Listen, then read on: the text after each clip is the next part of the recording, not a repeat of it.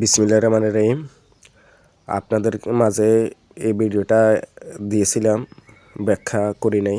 তো এটা নিয়ে পরিপূর্ণভাবে আপনাদের মাঝে আমি ব্যাখ্যা করব।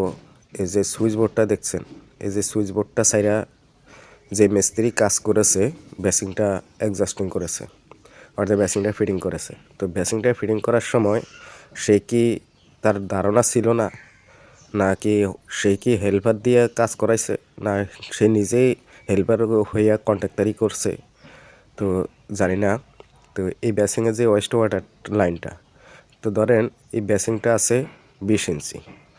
তো সুইচ বোর্ড সাইডা 20 ইঞ্চি ধরেন, সুইচ বোর্ডে ধরেন 10 ইঞ্চি, আর বেসিংয়ে হইলো 20 ইঞ্চি, 30 ইঞ্চি। তাহলে ওয়ালের কিনার থেকে 30 ইঞ্চি সেন্টার 15 ইঞ্চি সে কি দিতে পারতো না?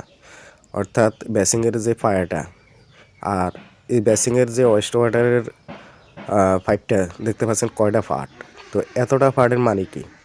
সে কাইডামাইডা কী যে করলো, পোলরের মধ্যে থেকে কাইডামাইডা কয়টা যে জোড়া দিল, ওয়েস্ট ওয়াটার লাইন জোড়া টোড়া দিয়ে এরপরে যাই দিল। তো জোড়া দিছস ভালো কথা, একটু গাম দিয়ে তো ব্যবহার করতে পারতি। আরে ভাই, সস্তা কাম করবি ভালো কথা, 30,000 টাকার কাজ 10,000 টাকা দিয়ে করবি, তুই কর, তোর পোষায়।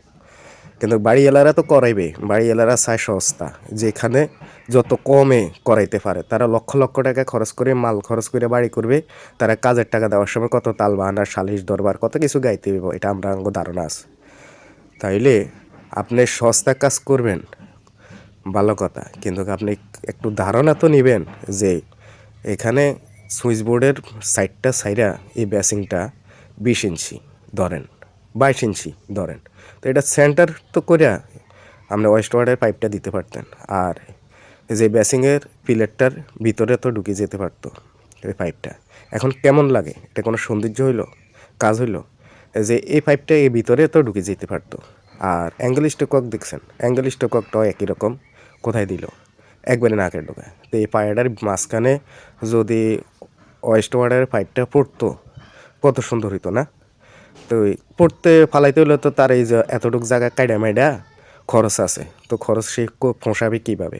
30,000 টাকার কাজ 10,000 টাকায় নিলে সে করবে কীভাবে?